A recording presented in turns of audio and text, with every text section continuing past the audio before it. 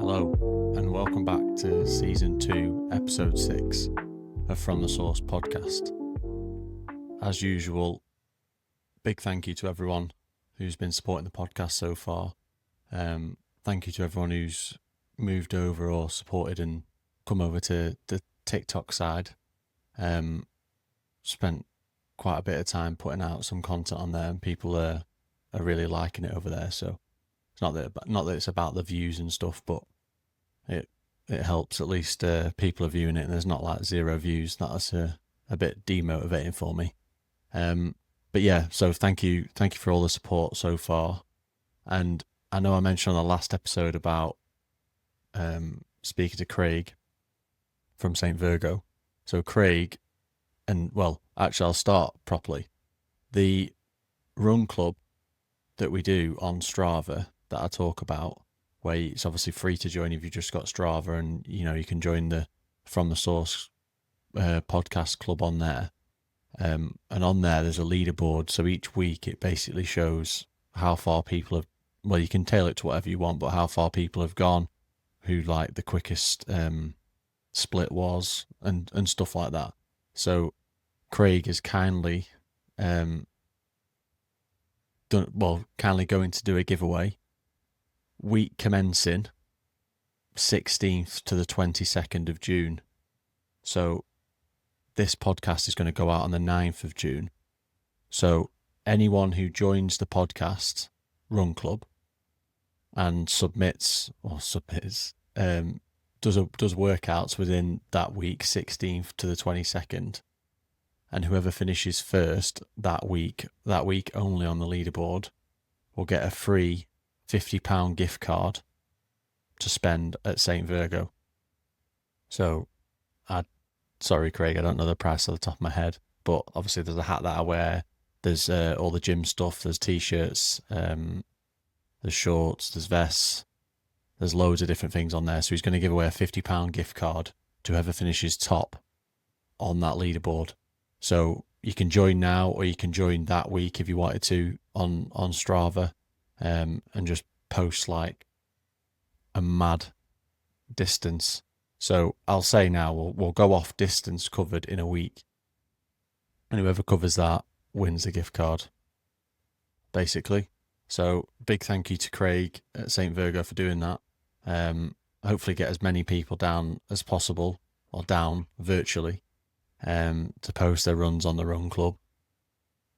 And I'll keep plugging it on TikTok and stuff, see if we get some more people on there to join as well. So yeah, the more people that join the Run Club, the more these talks that I do about, people running more or just getting into running, hopefully that'll spur people on within the Run Club. And that kind of coincides with the episode that I want to do today. So I've named it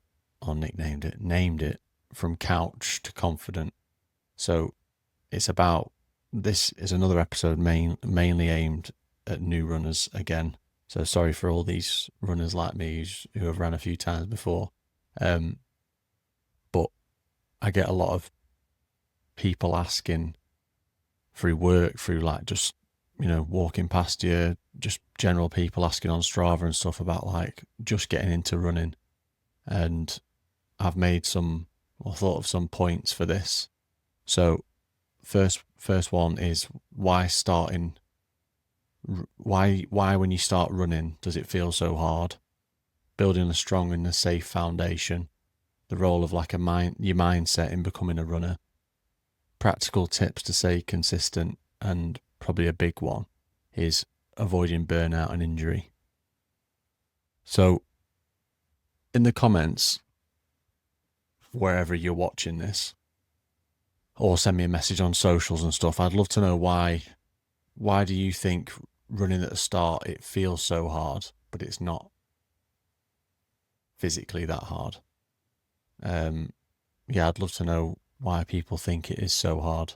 So a lot of people at the start, when you're beginning, spoke about this on another episode, but many beginners out there fear about the pace that they're running, the embarrassment of like people seeing them, even like how red they are in the face when they when they run past people and stuff, like everyone's so conscious about it, and people feel like they're not fit enough. And this is probably where, like, we'll come to it later on with a mindset and stuff, but where your brain plays such a big role in that. And you can be running as a day one runner past an experienced runner, in your head think, oh my God, like, they're judging me, they're like that, just because they've looked at you. But they could actually just be smiling, they could actually just be looking past you.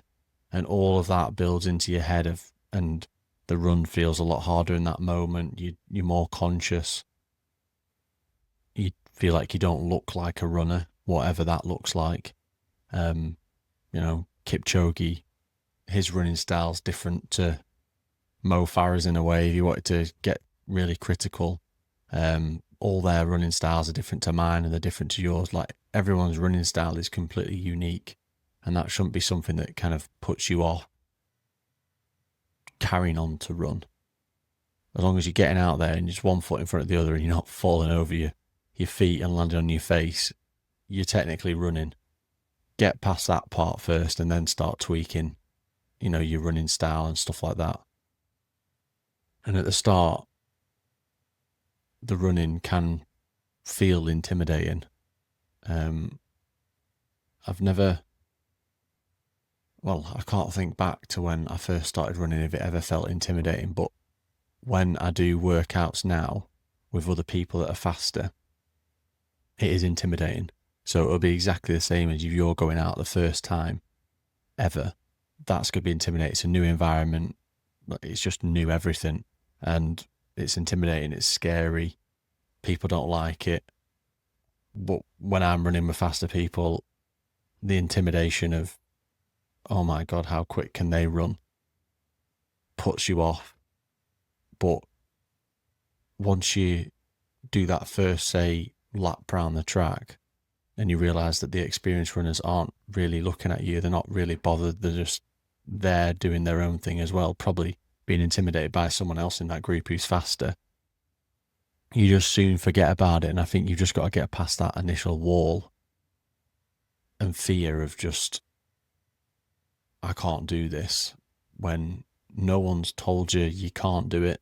You just keep repeatedly telling yourself to do it. So be strong mentally, be strong physically. I'm not sitting here saying the first few times you go out, things won't hurt. You might get a few niggles. Your body might be like, never done this before, I don't know what this is. Or you might be fine during the run, but the day after be a bit like sore. But recover well, and don't let any of that DOMS put you off from carrying on with your running. And acknowledge to yourself that the classic cliche that we all have to start somewhere. And right then and there, you're starting that day, and that's how it is. But pat yourself on the back that you've started, and be consistent with it, as I always bang on about. Be consistent, and the progress will come, and the speed will come if that's what you're after, or the weight loss, or, the enjoyment, that'll all come. It just takes time. So when you're first starting out, you need to, it's just another classic cliche thing to say again, but you have to build that solid foundation as if you were building a house. So you can't just go out on day one and be like, I want to do a marathon. Saying that, you can do that, but you'll be in so much pain during it, and you'll be even more pain after it. And that, even people don't think about like the effects that going out and doing that has on just like your feet or your ankles. Like, your feet aren't prepared for it. They'll swell more than they usually do. You'll get more blisters. You'll get ankle niggles, like little ligaments around your ankles. Like, your knees will start to hurt. So yes, you can do it, but I think only a proper idiot would go out there and just blast a marathon just for the sake of it. So when you're first starting, this is just basics. And I don't want anyone to think that, anyone's like talking down to them. I'd be willing to help absolutely anyone starting out. So just start with walk, run type intervals. So a minute run, 2 minutes walk, and then just repeat that for like 20, 30 minutes. So how many would that be? So that'd be like, if you did it for 30 minutes, that'd be 10 sets. So it'd be 10 minutes of running, basically, and 20 minutes of walking. And that doesn't seem a lot, but if you've never done that before, that's just a gradual way that your body can get used to it. Get used to like some form of volume, some form of force going through the body. It gets all your hips used to it and everything else like that. So it's a great place to start. Each week, gradually increase that time. So maybe 35 minutes. We'd have to work out the math, 36 minutes. And go up in increments of 6 minutes for a month. And then switch it and do 2 minutes of running, 1 minute of walking. And this running pace should be at like your zone 2 pace. And a zone 2 pace, if you're just starting, is basically, can I run at this speed and have a normal conversation like I'm doing right now? So you're not out of breath and you're not trying to catch your breath like that. You're not doing any of that. You can just have a normal conversation, whatever pace that is. That's kind of your zone 2, simplistic terms. If you wanted to maybe get into it a little bit more, keeping your heart rate, if you're wearing a watch, between like 140 to like 155, maybe bring that down a little bit. And that's a very generic term. That's what I would use. But work on the structure of just gradually increasing each time. 2 or 3 runs a week, I'd probably say max, for like a month or so. Like I said, give that body time to adapt, give your muscles, your bones, your joints, everything time to adapt, and then relax afterwards. And that relaxation would include like, your rest, your active recovery. So that's like just generally going out for a walk during the week. Active recovery in terms of, well, that would somewhat be active recovery, but you're stretching. If you've got a gym with like maybe an ice bath and stuff, you could try that out. If that's maybe a bit much, but you could go just in like a sauna to start with and just like loosen off and stretch in a sauna. Kind of, you don't want to just be going from not running at all to running a little bit, like I said, minute on, 2 minutes off, but then not helping yourself like recover. And that'd also include like, look at maybe changing your diet.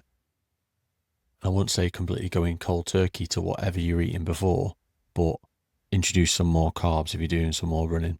Introduce some more protein to help with that recovery. Just simple things like that for a few months.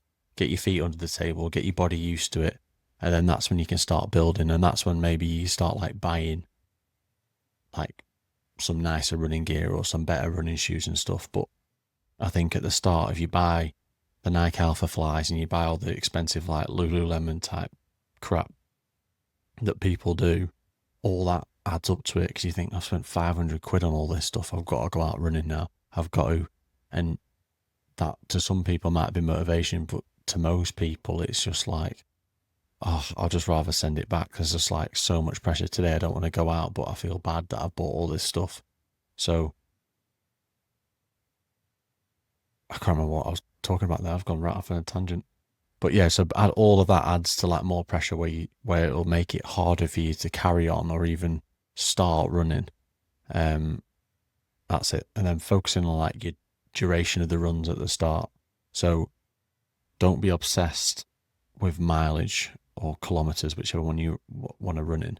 Just be obsessed with like, not obsessed, I'm trying not to use that word. Running, just run for time. So set your clock, 20 minutes, run. And that could be, the simplest way is just 10 minutes out in one distance, 10 minutes back.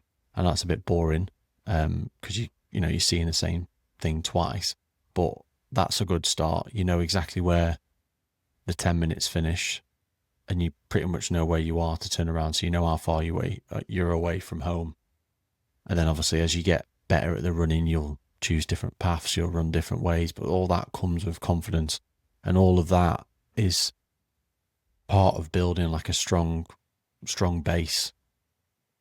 And then that's when you start progressing. That's when you maybe start looking at, some we've got some local charity races around where we are. There's like a local 10K. You can maybe introduce your body to that, but you've done a bits of training, and it's basically that'd be an hour or so on your feet, and those 2 or 3 runs you do in a week collectively, are you running around an hour to an hour and a half? If you are, a 10K might be a good thing to introduce yourself to. But that kind of comes into the role and the role of mindset in becoming a runner. Now, running that 10K will take, if you've never done one before, it'll take a lot of strength in the mind to do that, because you'll get to that time. Say you've been doing 30 minutes as a session, you'll get to 30 minutes in that 10K, and then your body will say to you, this is the furthest you've ever ran now, just switch off. And that's where you've got to tell yourself, no, push myself for another 30, because I've done 2 30s or 3 30s in 1 week. I'm just going to do 2 30s in 1 session. And that's where that mindset comes into it. And you don't need to remember that you don't need to be fast or be able to run far to be classed as a runner. If you're moving quicker than walking pace, you're running. So you're a runner. So use some of that to kind of reframe the fear that people have at the start. It's okay to feel uncomfortable before you go for your run. And it's okay to feel uncomfortable whilst you're doing your run. You're not the only person that feels like that when they're going out running. I say it a lot, and I definitely say it to myself all the time. When it's those tempos and those interval sessions that I've got in that work plan at the minute, I genuinely dread it, because I know they're tough, I know they're quick, but they're not for very long, but I just know when they're coming. And a perfect example of that was this week just gone. A 10K tempo run. It was 4K at a zone 2, which I was like, great. Then it was 3K. Yeah, 3K as a tempo, which was at a quick pace. That was like a 350 to 410 pace for 3K. And then it was 3K back in the zone 2. And that first 3.5K of that zone 2 at the start was amazing. Really chill, just bopping along. And then as it got closer and closer and closer to my watch bleeping to start that quick tempo, I was just dreading it, because I knew it was coming. First K blasted the tempo, felt good. Second K was a bit like, feeling this a bit. And then the third K was just like, hold on for dear life. Where's that 1K marker in this run? And I was just begging for the end. And then as soon as you hit the end, you do the 3K home and you think, why was I even bothered about that? But that is like a big fear I have. And that's where I tell myself, like, it's okay to feel like this. It's okay to feel uncomfortable. And I've noticed a massive increase and growth from those types of sessions. And you'll notice that in your sessions as well when you do them, just on a different level. And then it's just all about pushing yourself each time to get better and better, if that's what you want. Or it's not maybe about speed, because I'm all about like speed at the minute. It might be about just your distance, and you're doing it at zone 2 and you want to get further each time. Whatever it is, you just have to push yourself just little bits, and one day it all clicks and it just feels great. And celebrate those small wins. So when you're first starting off, celebrate that first session that you've been able to do it. You've been able to run 10 minutes, across interval sessions without stopping. You've run 10 whole minutes, you've ran 1 mile, you've ran 1K, whatever it is, getting out the door on like a cold, windy day when you really don't want to do it and starting to run. That's a win. There's loads of things. I mean, the weather was horrible today. I saw loads of runners out there and I thought, more to pat you on the back because it's torrential downpour out here and you're getting after it and you're going out. Those are the small wins. And all those things build into consistency. They just niggle away at that devil on your shoulder and get rid of it. And they just build like a stronger mind. They make you be more consistent. You kind of buy into it more. You feel like, I don't want to cheat myself today. I'm going to go out there and do it. And you end up going out there. You just automatically move. It's just weird. And that's all I could really say. Just stay consistent and the results will come. And you can do that through the Run Club on Strava if you want to. Like I said, I know we've got the giveaway, which is another incentive for people to get out there. It's just a bit of healthy competition. There'll be other giveaways we do in the future. There'll just be videos that I want to do just on TikTok, just acknowledging people for joining the club, for getting out there, for being new to it. We can do meetups and stuff as well when there's people interested in stuff, so that gets everyone out there.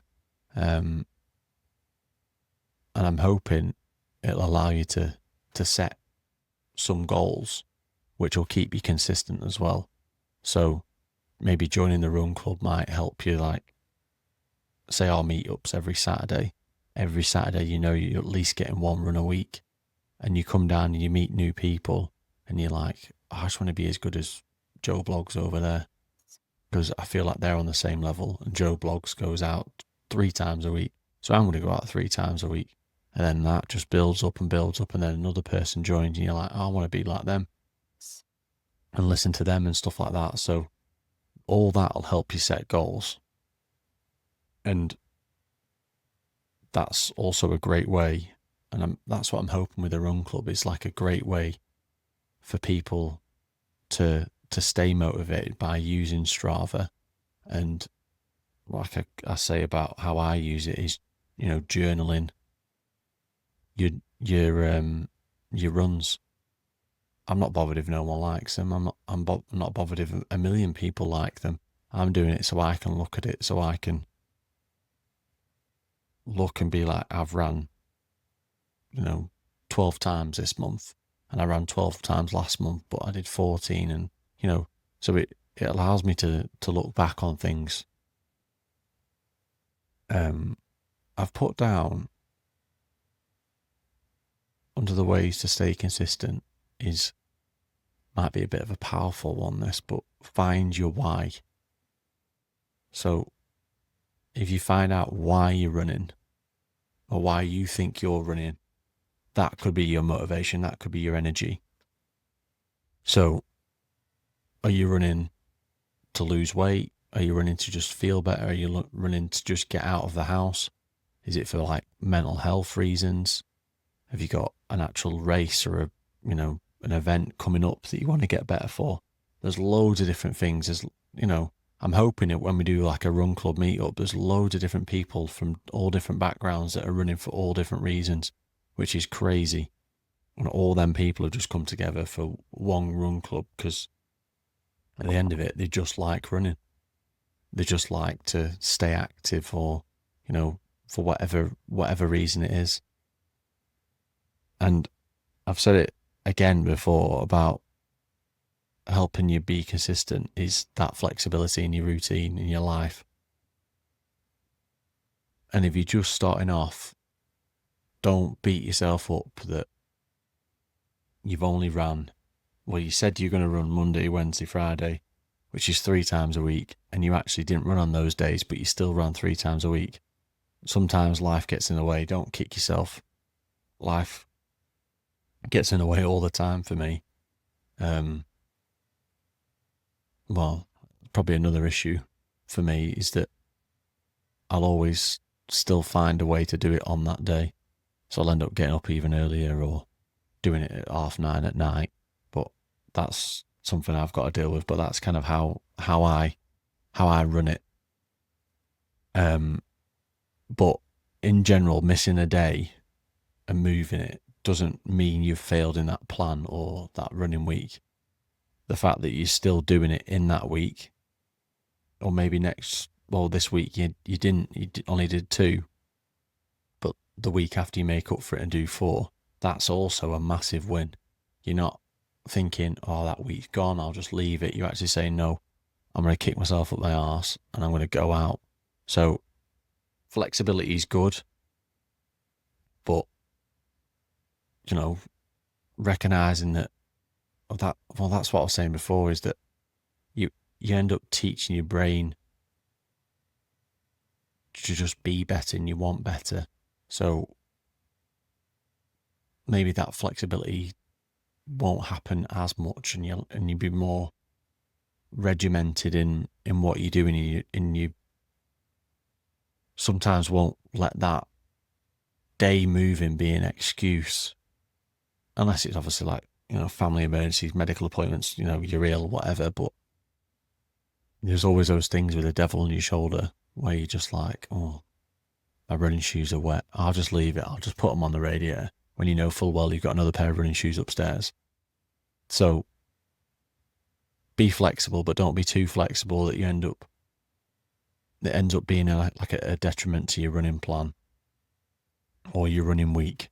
So keep showing up, be consistent, have flexibility, but not too much. I'm not sitting here as your coach, but don't have too much. If I was a coach, there wouldn't be much that I'd let go, but who knows? And the last point, which you will get through any stage of the running plan that you're doing, whatever it is there'll come a time where there'll be potential burnout, and there definitely will be injury. Injuries just like mainly going to be niggles. You just get little niggles in your ankles. You could just like tweak your ankle a little bit on a curb, like maybe in your hips, because your hips are just, being pounded.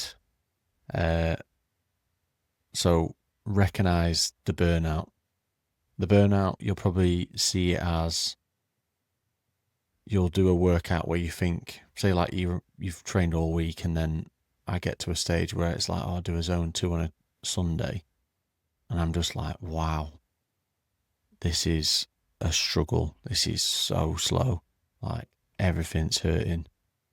You're just getting like little niggles. You're just getting everything. So it sometimes just gets too much. Like, probably can't speak for everyone, but most people have got like full-time jobs and everything else and life and stuff like that you might not have eaten well the night before, and then you're training, doing a long run, and it all hits you at once.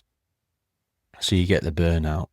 So in that, if I was using it on a Sunday run and I felt like that, I'd just go a little bit slower just to get through the run. I'd still do the mileage that I was meant to, but, I'd think, oh, bollocks to the time I'm meant to do it in, I'm just going to get round. But that burnout is hands down one of the main reason why new runners to running will quit, is because you do way too much in such a short period of time when your body's not used to it, and your body's like, wow. And one day you wake up and feel like you've been ran over by a train, and you just do too much too quick. And doing that 1 week has knocked you back probably like 3 or 4 weeks. And then by that stage, there's a lot of things going on in life that you demotivate yourself not to go back. And all the things that you started off with wanting to do, or why you were doing it for, have all gone now, because you've just pushed yourself too much. Cross training once a week. So a good way to reduce your burnout and definitely reduce your injury, if you're running all the time, it's putting a lot of pressure on your body. So you're running on like tarmac or even the track and stuff like that. It's a lot going through your ankles, hips, knees, and all of that lot. But get on like a C2 bike, or like just a stationary bike, or even like a a stairmaster or a cross trainer, just to take that pressure off. It could even be swimming if you wanted it to be. So swim the equivalent or step the equivalent of what you would have done on that running session that day. But it's taken some of the load off your body, but you've not, stopped completely. You've still got like the cardio fitness in that you wanted to, but you've not put all that pressure on your body. And warm up and cool down. So there's dynamic and static stretches. I'm not really going to go into them too much right now, but static stretches is your body is stationary in one position. And I don't want people in the comments saying like, if you're stretching your shoulder, that's not like static because it's moving. I mean, like you're physically not like jumping around on the spot. Whereas like dynamic is more, for example, like, walking lunges with a turn and stuff like that. So you're physically practicing what you're going to be doing when you do the workout and stuff. So all of that will help you reduce your injuries.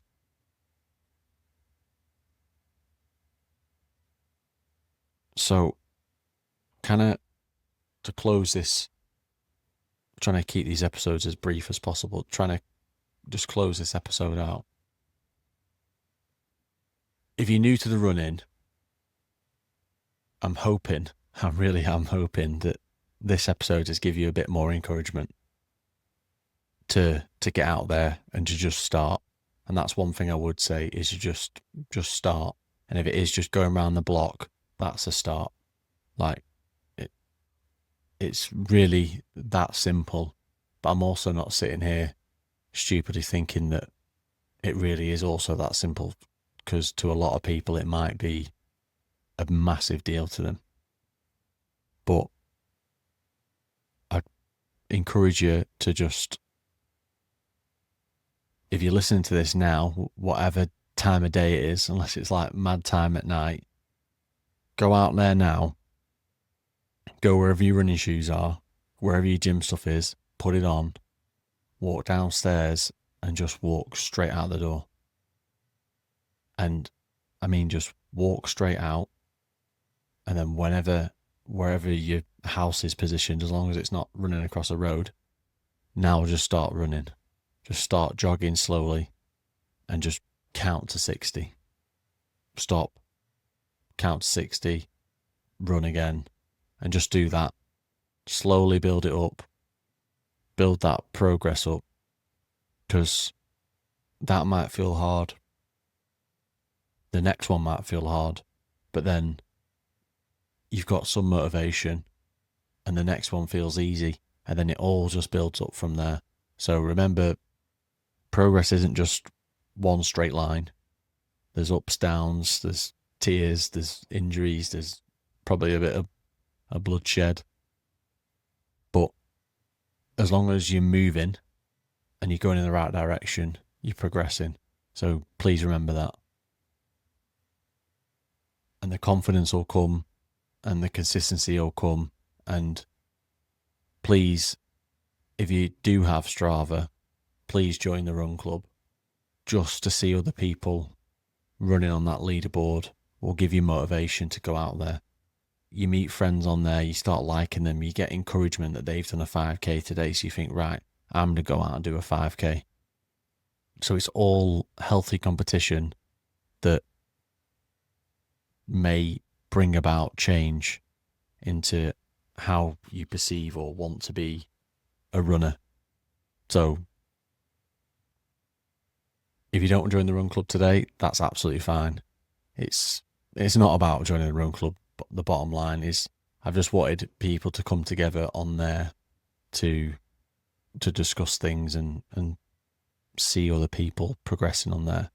So, and if you do join the run club, and if you join it between the 16th and the 22nd of June, there's a potential that you get a free £50 gift card to St. Virgo. So set your goals small, build them up, add 10% to each run that you do each week, slowly build them up, get some friends to go out there with you. Don't get too disheartened if one week's a tough week. But as long as you're getting out there and you're being active and you want to run and want to be better, you will get better. That's the bottom line. Just keep showing up, and the progress will come and the results will come with it. So thanks for watching. Thanks for listening. Please like, share, comment on any platform that you listen to this on or watching this on. And I'll see you on the next one.